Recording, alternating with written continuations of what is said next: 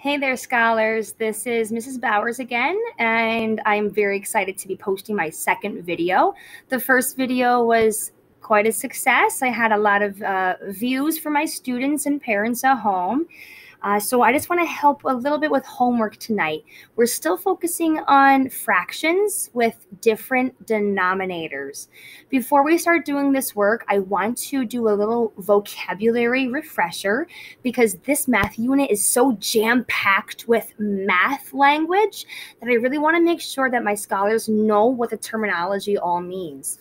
So first and foremost, I want to quickly think about equivalent fractions. What is an equivalent fraction? Well, we know from the video I posted yesterday that when you are adding or subtracting fractions, you need to think, are my denominators the same? If they're not, we need to skip count and find the least common multiple. The second step was to create an equivalent fraction. Mrs. Bowers, what is an equivalent fraction? That means that the same amount or the same part is equivalent. So they use the example 1/2 and 4/8. Those are two different fractions with different denominators, but they take up the same amount of space. So using the beautiful pizza pie, we'll call it, for example, if Mrs. Bowers ate half of a pizza, I love pizza, and then if I ate 4/8 of a pizza, in reality, I'm still eating half of the pizza. It's just that this other pizza was cut into 8 pieces. So when we have equivalent fractions, they name the same amount. We've been talking about finding the least common multiple when we skip count to make our denominators the same. And a common multiple is a number that is a multiple of 2 or more numbers. So for example, 4 times 3 is 12, 6 times 2 is 12, 12 and 12, those are common multiples. So when we skip count, we're looking for common multiples. And a common denominator is what results from finding the least common multiple. A common denominator means that we have two fractions that have the same denominator. They have a denominator in common. All right, so now that we have some basic lingo down, I want to go through a couple of examples. Yesterday, I posted a video on adding and subtracting fractions with different denominators and then turning that fraction into its simplest form. So you can refer to yesterday's video if you need more assistance with that. But for this step, we are just going to be working with finding common denominators with fractions. So tonight on your homework, number 6, they're going to give you 2 different fractions. Number 6 gives you 1/6, and then it also gives you 1/9. The question wants to know, what is the common denominator?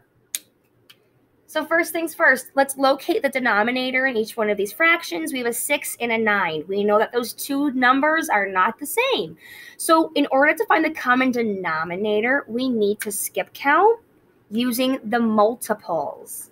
So I'm going to list over here in the white margin is where I like to do it, my skip counting work.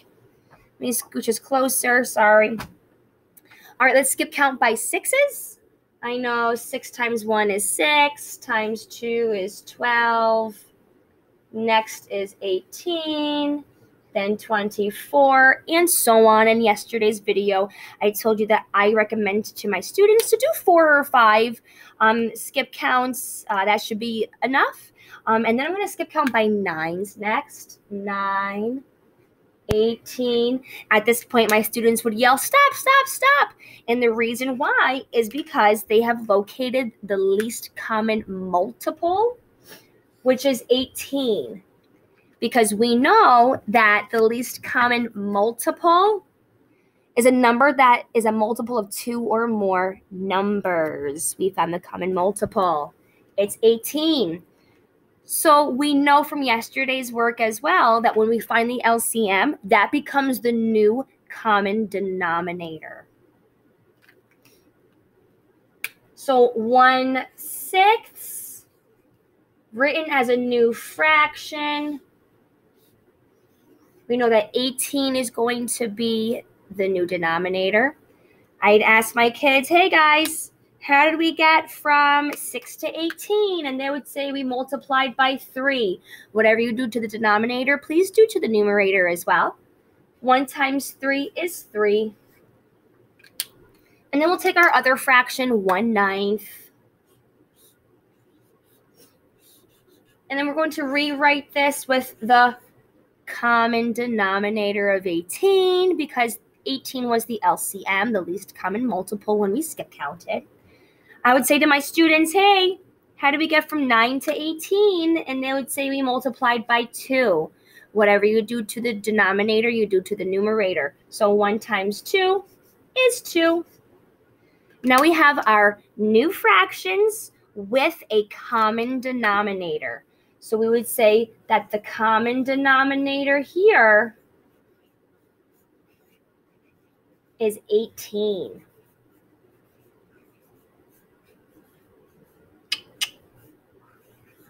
Boom. And there's your work for today.